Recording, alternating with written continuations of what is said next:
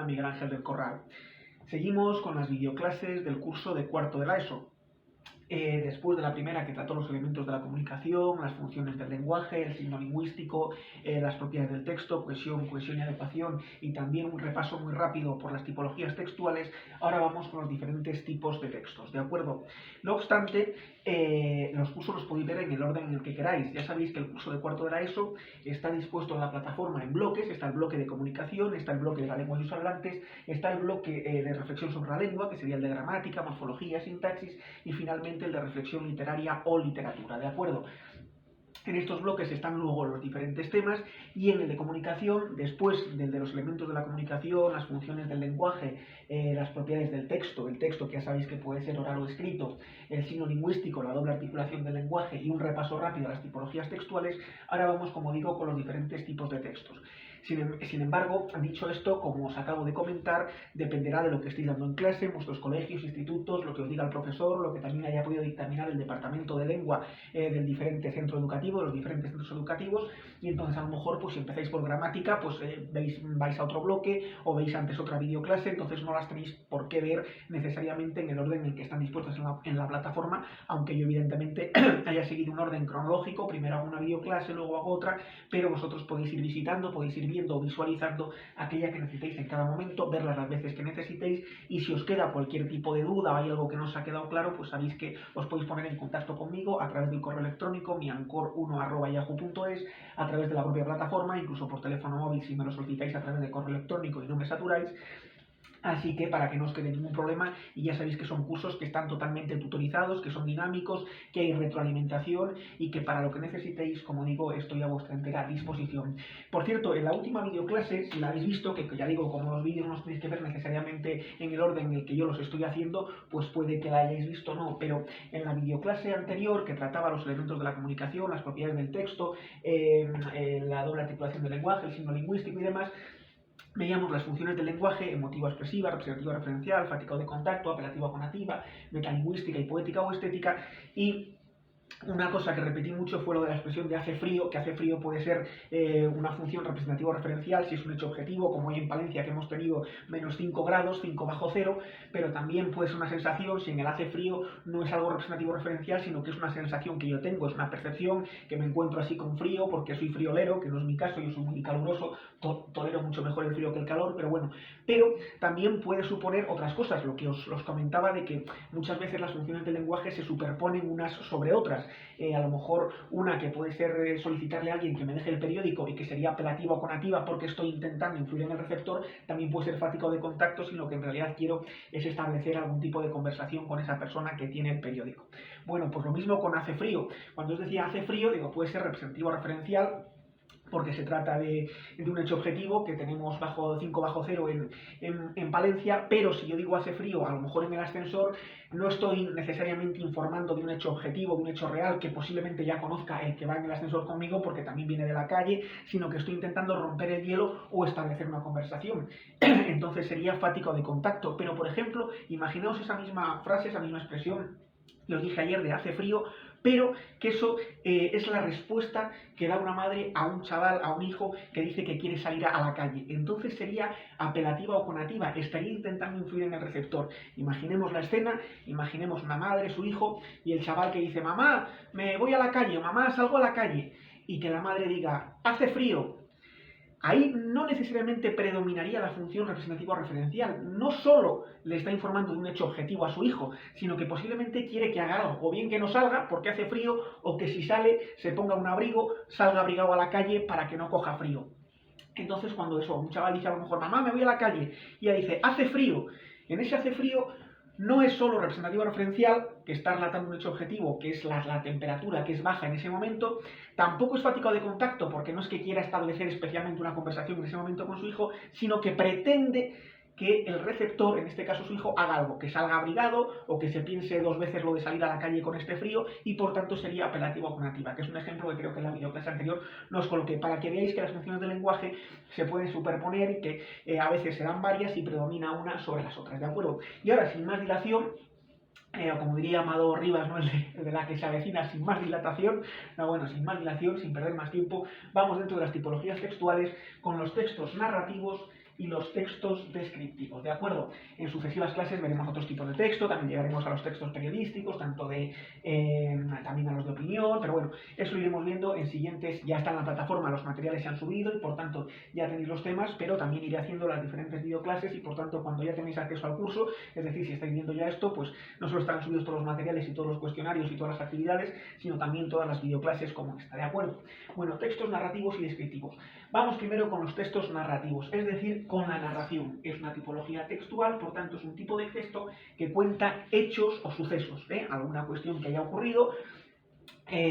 Puede ser veraz o no, es decir, puede ser ficticia o no. De hecho, las noticias muchas veces no dejan de ser una especie de narraciones porque están comentando hechos en ese sentido verídicos, ¿no?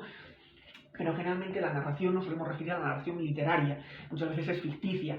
Hay otras que no, que por ejemplo puede haber narraciones que sean, por ejemplo, biografías o autobiografías, cuentan hechos bien del pasado, bien también pueden contar hechos que hayan sucedido más pronto en el tiempo, incluso muchas veces se hacen ucronías. Ucronías es como podían haber sucedido las cosas de otra manera en el pasado, por ejemplo, cuando la guerra civil, que evidentemente la ganó el bando nacional, ¿no? El famoso parte de guerra del general Franco, ¿no? Del 1 de abril del 39, que dice: cautivo y desarmado el ejército rojo, las tropas nacionales han alcanzado sus últimos objetivos militares, o han alcanzado las tropas nacionales sus últimos objetivos militares, la guerra ha terminado, tercer año triunfal, 1 de abril de 1939, año de la victoria, el general Franco, ¿no? Bueno, pues si hubiera sido cautivo y desarmado el ejército, en vez de el ejército rojo, pues cautivo y desarmado el ejército nacional han alcanzado, y en vez de las tropas nacionales, las tropas republicanas, sus últimos objetivos militares. Eso creo que lo hizo un escritor, no sé si fue Jesús Torbado. Bueno, quiero decir, se hace ucronías, muchas veces también pues, hay novelas futuristas, en fin. En cualquier caso es un tipo de texto que cuenta hechos o sucesos. Pueden haber ocurrido en la realidad o no, ser ficticios, y por tanto, dentro luego veremos de este tipo de narración, los subgéneros literarios es el cuento, que suele ser de un formato más breve. El cuento generalmente no es veraz, suele ser algo ficticio. Cuando ya es más extenso, y en este caso sí que puede tratar hechos reales o no, que es la novela. Luego está la leyenda, que tiene un componente mítico, de cosas que se han ido transmitiendo, generalmente de forma oral, a través de las generaciones, y que perduran, y que es algo que pudo suceder o no, pero que suele tener mucho de mito. O los poemas épicos, ¿verdad?, en forma narrativa. Por ejemplo, cuando vemos los cantares de gesta, el cantar de Mio Cid y demás, o podría ser la chanson de Holland en Francia, o el cantar de los Nibelungos y demás, que cuando vemos la literatura de la Edad Media, pues son bastante famosos esta épica, ¿no?, que suelen contar sucesos o hechos muchas veces legendarios. El poema épico está un poco vinculado con la leyenda, aunque pueda haber hechos reales. Por ejemplo, cuando se habla de don Rodrigo Díaz de Vivar, pues evidentemente podemos hablar de un personaje histórico, pero una cosa es que contemos hechos que pudieron suceder o no, que tiene parte de leyenda, ¿no? Incluso a veces se llega a la hipérbole, a la exageración, como aquello de que ganaba batallas después de muerto, ¿no? Sobre el Cid además hay muchas teorías, sobre si fue un buen vasallo de los reyes o fue una especie de mercenario que se vendía al mejor postor. Pérez Reverte también ha escrito sobre ello. Pero bueno, eso ya lo veremos, si no más, con la literatura medieval española, aunque en cuarto de la ESO generalmente eso no se suele ver en tercero de la ESO y en primero de bachillerato. En cualquier caso, la narración, los textos narrativos, es un tipo de texto que cuenta hechos o sucesos. ¿Cuáles son los elementos de la narración? Bueno, por un lado tenemos el narrador, quien nos cuenta y nos introduce en la historia. Y hay diferentes clases de narrador. Luego, a su vez, estas clases se pueden ir subdividiendo en muchos más tipos, pero no lo vamos a hacer excesivamente complicado para que no entrañe mucha complejidad, a no ser que en vuestro centro educativo, vuestro profesor o vuestra profesora os meta más caña en ese sentido, y entonces pues me consultáis cualquier duda y os resuelvo cualquier cuestión que nos haya quedado clara. Por un lado tenemos el narrador homodiegético o interno, que por tanto forma parte de la historia y puede ser el protagonista, que es el personaje principal de esa historia o de ese suceso, o no, o puede ser un personaje secundario, que puede ser a veces el que acompaña al protagonista. Ya saben que el protagonista muchas veces tiene su némesis, es decir, tiene su antagonista, ¿de acuerdo? Muchas veces el protagonista, digamos, que tiene a su enemigo principal, que es el que sirve un poco para compensar, ¿no?, en esas novelas, en esos cuentos. Pues a veces, en cualquier caso, el narrador puede estar dentro de la historia, puede ser el protagonista o puede ser un personaje secundario. Y el otro tipo de narrador es el heterodiegético o externo, que entonces no es ninguno de los personajes, ni el protagonista ni un personaje secundario, no forma parte de la historia. Y estos tipos de narradores externos o heterodiegéticos Tenemos el narrador omnisciente, que sería como Dios, omnisciente, que lo sabe todo, que lo conoce todo, o el observador externo, que este es el que actúa como si fuera una cámara videográfica, una cámara fotográfica, que va grabando pero que no conoce los pensamientos, lo que puede opinar, lo que puede pensar, lo que puede querer, los deseos de los diferentes personajes. Simplemente solo sabe lo que se va relatando en la historia, lo que nos va diciendo, lo que se puede ver, pero no conoce el parecer, el sentimiento de los personajes. Esta distinción sí que es importante entre el narrador omnisciente, que es un narrador externo, pero que conoce todo. Entonces, cuando te va relatando, ese narrador te puede contar cosas que los personajes no dicen en sus diálogos, pero que él sabe. Él sabe cómo piensan, él sabe lo que quieren, mientras que el observador externo no, simplemente se limita, como si fuera una cámara de vídeo, a grabar los sucesos, los hechos que se van contando en esta narración, sin conocer más allá de lo que los personajes en sus diferentes diálogos o en sus comportamientos nos van diciendo. Entonces va asistiendo igual que el lector a lo que van diciendo los personajes, a cómo van actuando, y ahí puedes deducir ciertos comportamientos o el carácter o lo que sea, pero solo conoce lo que se va viendo. El omnisciente, sin embargo, conoce todo, incluso lo que piensan, lo que saben, lo que desean los diferentes personajes, ¿de acuerdo? Eso en cuanto a los tipos de narradores. Luego la estructura, que esto os acordaréis porque muchas veces se ve incluso en primaria, ¿verdad? Cuando se habla de los cuentos, os hablan de la introducción, nudo y desenlace. Bueno, pues esta estructura que se da en todos los textos narrativos, pues por un lado tenemos la introducción también llamada planteamiento, que es cuando se nos sitúa generalmente en un tiempo y en un espacio, en un determinado lugar y en un determinado momento. Hay veces que se omiten algunos de estos datos y podemos tener algún tipo de obra donde no sepamos dónde transcurre o en qué tiempo puede ser, pero lo normal es que se sitúe, se ubique de alguna forma en un tiempo y en un espacio concretos, ¿de acuerdo?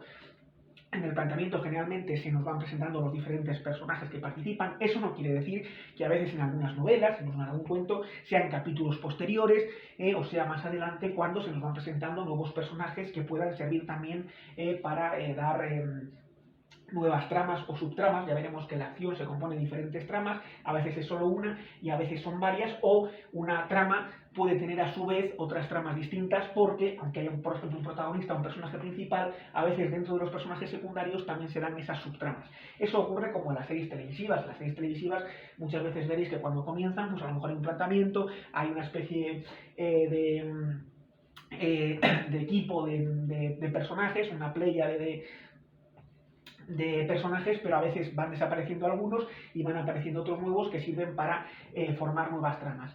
El nudo, que es el suceso, el hecho que ocurre en sí, dependiendo de lo que trate la novela, y eso pasa como con las películas, ¿no? La película Tiburón, pues ¿de qué trataba? Pues evidentemente, ¿no?, de un animal de estas características que aparecía en la playa y que sembraba el terror, aunque luego el propio director Steven Spielberg se repitió un poco porque dijo que dio una imagen muy negativa de los tiburones cuando en realidad no tienen esa agresividad ni demás. Pero bueno, en cualquier caso, pues dependiendo de lo que es la película de extraterrestre, pues un extraterrestre que aparece. Pues lo mismo pasa con las novelas. Por ejemplo, la novela El Camino de Miguel Delibes pues nos va relatando cómo Daniel el Mochuelo, el protagonista, en este caso, luego van apareciendo otros personajes también, como Germán el Tiñoso, como, en fin, diferentes, y nos va contando cómo se va a dejar su pueblo, va a dejar el ámbito rural donde ha vivido hasta esa edad aquel niño que está acostumbrado a salir por el campo, a ir al río, y entonces nos va haciendo todo ese relato, todos esos recuerdos en la última noche ahí en el pueblo antes de marcharse a estudiar fuera a la ciudad, ¿no? Sí, por ejemplo, a lo mejor se trata de Requiem por un campesino español, la famosa novela breve de Ramón J. Sender, que está situada en el ámbito de la Guerra Civil, Segunda República, Guerra Civil, que nos habla de Paco el del Molino, de cómo pues, por sus ideas políticas es perseguido, se esconde en una cueva, van a por él los falangistas, los del bando nacional, y entonces el sacerdote que le había atendido desde que era un niño, desde su bautismo, Mosén Millán, pues le acaba delatando, no piensa que le vayan a matar. Bueno, el nudo pues puede ser de aquello de lo que trate, es decir, puede tratar pues un incendio que ha ocurrido, un accidente, una relación de pareja, y a veces se dan varias tramas, y luego el desenlace, que es como termina, ¿de acuerdo? Puede terminar de forma trágica, de forma dramática, tener un final feliz. Los cuentos realmente infantiles se dice aquello, ¿no?, de vivieron felices y comieron perdices. Pues bueno, el desenlace es el final. A veces hay obras que tienen un final abierto, Recuerdo, por ejemplo, una novela de estas juveniles de Lorenzo Silva, ¿no? Los amores lunáticos, donde un chaval pues al final contacta, creo que es con, no sé si a través de chat o de, bueno, una chica, pero bueno, va a quedar con ella, pero no sabemos lo que pasa, nos deja el final abierto, que podría existir una segunda novela o no, o dejarlo ahí. Entonces, bueno, hay obras a veces que nos dejan con final abierto. Los finales abiertos muchas veces no son finales como tal, pero sí que suele haber, cuando hay una novela con diferentes capítulos, generalmente cuando termina el capítulo, a veces no nos resuelve todo lo que ha ocurrido en ese capítulo, sino que nos deja con ganas de seguir leyendo y por tanto quizá alguna de las tramas sí que se resuelva, pero otras nos las van dejando para capítulos posteriores, ¿no? Entonces, dentro de los elementos de la comunicación, como hemos dicho, de estos tipos de texto que cuentan hechos o sucesos, tenemos el narrador, que puede ser interno o externo, es decir, homodigético o heterodigético, en el caso interno, protagonista o personaje secundario, en el caso externo, omnisciente, que como Dios lo sabe todo, lo conoce todo de los personajes, no solo lo que van diciendo en el propio transcurso del libro, de la novela, del texto narrativo, del cuento, de lo que sea, o observador externo cuando solo tiene conocimiento de aquello que se va contando en el propio texto narrativo. La estructura con planteamiento, nudo y desenlace, muy típico igual que cuando en primaria veis los cuentos, con introducción, nudo y desenlace. La acción o trama, la acción que está basada en una o varias tramas, que es el nudo en sí, lo que va ocurriendo, y a veces estas tramas se componen de diferentes subtramas, donde a veces a lo mejor los personajes secundarios cobran más relevancia, porque tienen sus propias tramas, aunque haya una principal, que es la del protagonista, pues luego a lo mejor los diferentes personajes secundarios también acaban teniendo sus propias tramas de menor relevancia que la trama principal de la obra, ¿de acuerdo? Y generalmente, como digo, se suelen situar en un tiempo y en un espacio, en un espacio, en un determinado lugar. El lugar muchas veces es mítico, es mágico, otras veces es real, a veces está inventado. Los espacios pues, pueden ser muy diferentes, se pueden dar diferentes tipos de espacio o diferentes lugares a lo largo de los distintos capítulos de un texto narrativo. Y luego el tiempo, que puede ser un tiempo largo, un tiempo corto. A veces una novela puede transcurrir en un solo día, o un monólogo como el de 5 horas con Mario, ¿no? Pues esa señora que está en un velatorio, está velando a su difunto marido y demás. Entonces incluso a veces el tiempo, una novela a lo mejor nos cuenta, por muy larga que sea, algo que ha ocurrido en un tiempo escaso, en un tiempo breve, en 1 hora, en 5 horas, en un solo día. Otras novelas, sin embargo, a lo mejor es un periodo histórico larguísimo, ¿no? Puede ser la vida de una persona prácticamente desde que nace hasta que muere centenaria, o puede tratar diferentes etapas históricas. Incluso puede comenzar en mitad, hasta el famoso in media res, ¿no? Puede ser un tiempo lineal a nivel cronológico o no. Puede haber diferentes saltos, ocurre con el llamado, nos vamos a permitir el anglicismo de flashback, ¿verdad? Cuando a lo mejor se vuelve hacia atrás. Puede ocurrir al revés, que haya saltos bien hacia adelante o bien hacia atrás. Entonces, bueno, muchas veces los novelistas, los escritores juegan también con estas cuestiones del tiempo y el espacio, inventándose espacios o lugares míticos, otras veces basándose en sitios reales. Por ejemplo, las novelas históricas pues suelen indagar mucho en esos sitios, aunque cuenten luego cuestiones ficticias, en algunos casos sí, en otros no. Si la novela es un tanto histórica, como puede ser las que hace la filóloga y también historiadora Elvira Roca-Barea, pues nos está intentando comentar hechos que sucedieron de verdad, y son novelas de corte divulgativo, son más ensayos. En este sentido sí que sería un tipo de texto que cuenta hechos o sucesos, porque está contando en este caso hechos o sucesos de la historia de España o la historia de otros países, cuando habla de los diferentes imperios y demás. Pero en otras ocasiones, incluso creo que sea Pérez Reverte, como el Capitán a la Triste y demás, aunque vaya a relatar hechos ficticios, si quiere basarse en la España del siglo de oro, pues indaga históricamente en cómo se vivía, cómo eran esos lugares, evidentemente qué herramientas había, qué instrumentos, evidentemente para que esté ambientado en el periodo histórico del que trata. Evidentemente no sería lógico, eso es igual que cuando hay una película y hay un fallo en una película, sería si está tratando la Edad Media y vemos que uno de los protagonistas, uno de los personajes, pues sale como un reloj digital, como en la Edad Media va a haber, ¿sabes?, o un electrodoméstico como un televisor o la propia luz eléctrica que no se corresponde con el tiempo que se está tratando. Entonces por eso evidentemente serían errores garrafales, pero para que no hayan incluso errores menores, pues conviene, para ser riguroso, hacer una investigación, y por eso algunos escritores indagan mucho para poder ambientar bien tanto en el tiempo como en el espacio. Entonces, según la época en la que trate, no es lo mismo que sea una novela basada en la Edad Antigua, en la época romana, que en la Edad Media, que en la Edad Contemporánea. en la época de la Revolución Francesa, y luego por los espacios en los que trate. Las culturas también son diferentes. Si vas a ambientar, por ejemplo, una novela en un país asiático, pues tiene una determinada cultura, ha también tenido diferentes periodos históricos y políticos. Lo mismo ocurre si la quieres ambientar en Estados Unidos o en América, o ambientarla en una América precolombina, con las tribus indígenas. Bueno, pues tienes que indagar dependiendo de lo que vayas a relatar. El tiempo, ya digo, puede ser largo, puede tratar solo unas horas, incluso unos minutos. Uno puede escribir incluso un cuento o una novela hasta de cómo transcurrió media hora que pasó en la sala de espera de una consulta de un médico, y contar las anécdotas de un chaval que le estaba molestando ahí, de otra que le empieza a contar su vida. Y otras veces pues pueden ser tiempos larguísimos, y a ver esos saltos hacia adelante, hacia atrás, el famoso flashback. A veces incluso hay recursos como el onírico, a los sueños, ¿verdad?, para ir contando diferentes cosas. Los subgéneros literarios, pues ya hemos dicho, el cuento, que es de menor extensión, más breve; la novela, más extenso; la leyenda, con el componente semítico; los poemas épicos como los cantares de gesta, el cantar de Nino Cid; y luego los que se os mencionan de vez en cuando, que esto, el estilo indirecto libre, es lo que os puede costar más, que existe el estilo directo y el indirecto, que estos yo creo que sí son fáciles de distinguir y de diferenciar. Incluso cuando se estudia en gramática, el estilo directo y el indirecto, pues se ve bastante bien. En el estilo directo realmente suelen aparecer las comillas, ¿no?, dos puntos, y por ejemplo, pues Daniel dijo, ¿cómo no se me ocurrió hacer esto?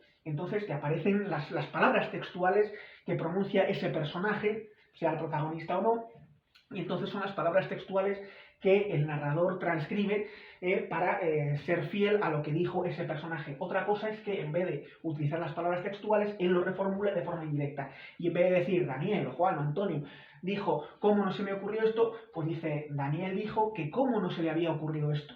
Y el indirecto libre un poco es el que mezcla las dos cosas, como por ejemplo cuando aparece la pregunta, la interrogación de ¿cómo, siendo tan sencillo, no se le ocurrió eso?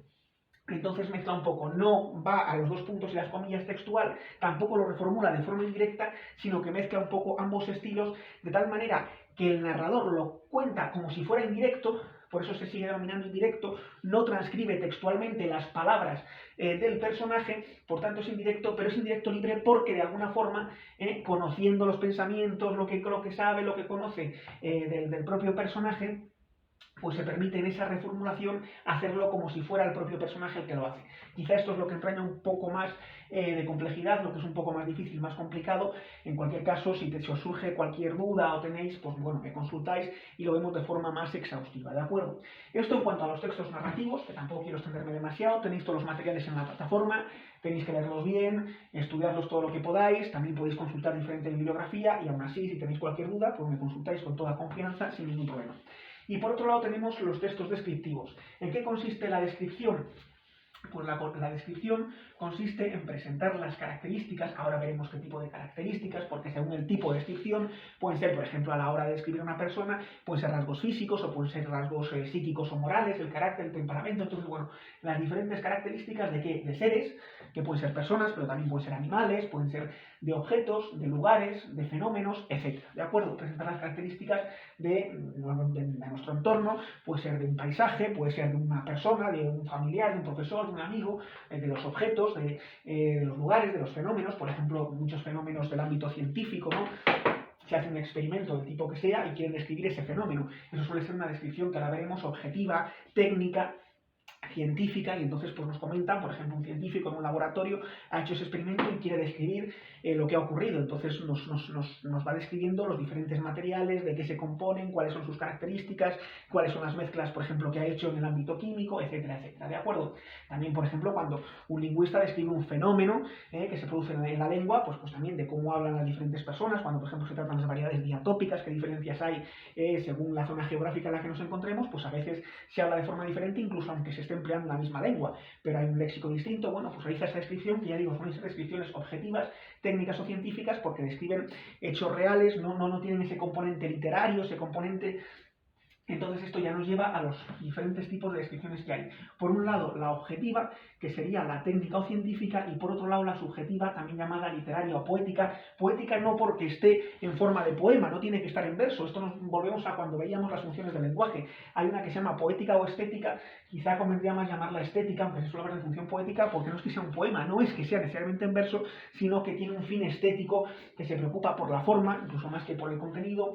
Y entonces, pues bueno, vais a ver que, por ejemplo, la descripción subjetiva objetiva no tiene que ser no tiene que ser objetiva, real, sino que se puede permitir una mayor adjetivación, ponerle más adornos, más ornamentos, más adjetivación de acuerdo con el parecer que tenga el propio escritor que hace esa descripción, quien escribe esa descripción. Sin embargo, la objetiva es técnica, es científica, y por tanto, ¿qué función predominará en la descripción objetiva, en la técnica o científica? Evidentemente la función representativa o referencial, la que reseña, la que habla de hechos reales, objetivos, veraces, contrastables. Pues igual cuando yo decía lo de hace frío, pues evidentemente si hay 5 bajo cero, hay una temperatura, pues evidentemente queremos describir un paisaje de una forma objetiva, pues simplemente hay que relatar lo que se puede ver, pero sin decir lo que nos parece, sin dar nuestra opinión, si nos parece bonito, feo, si el paisaje no nos parece muy precioso, nos parece no nos gusta nada, nos resulta sórdido, ¿no?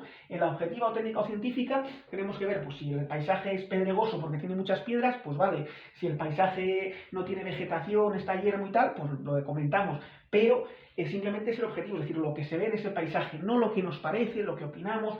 Lo mismo en el caso de una persona, pues si tenemos que hacer una descripción, aunque digo, las objetivas no suelen tratarse tanto de personas como sino de fenómenos, de cuestiones científicas o técnico-científicas, pues un experimento científico, sea el ámbito de la química, la lingüística. Pero bueno, si queremos hacer una descripción técnica de una persona, pues eso es como cuando un médico te mide, pues esta persona mide 1,73, pesa 80 kilos, bueno, pues todos son datos objetivos, se hace una descripción totalmente técnica, científica, como la que te hace un facultativo médico, cuando pesa el bebé, mide, nos dice sus características y punto. Si ya decimos si nos parece guapo el bebé, o nos parece feo, o nos parece más gordo, no, hombre, es objetivo, que pueda estar más rellenito, no, que pueda tener más peso, no, pero cuando ya metemos valoraciones, adjetivación, incluso queremos hacer una descripción bonita, con un léxico así elevado, con ciertas palabras que nos puedan parecer interesantes para impresionar a nuestro interlocutor, al lector, al que nos pueda leer, entonces ya predominaría el fin estético, la función poética o estética de la subjetiva, ¿de acuerdo? Entonces estos dos tipos de descripciones conviene que los tengáis bien claros. No obstante, la objetiva, la técnico-científica, también puede tener afán divulgativo, porque se ha hecho un experimento y se hace una descripción del mismo, y entonces pues se quiere que la gente lo conozca y demás. Entonces, que os queden claro estas dos descripciones, estos dos tipos, y luego, aparte de estas, de la objetiva y de la subjetiva, sobre todo dentro de la subjetiva, aunque también puede ser objetiva, tenemos estos otros tipos dentro también de las descripciones: la prosopografía, la etopeya, el retrato, la caricatura, la topografía y la cronografía.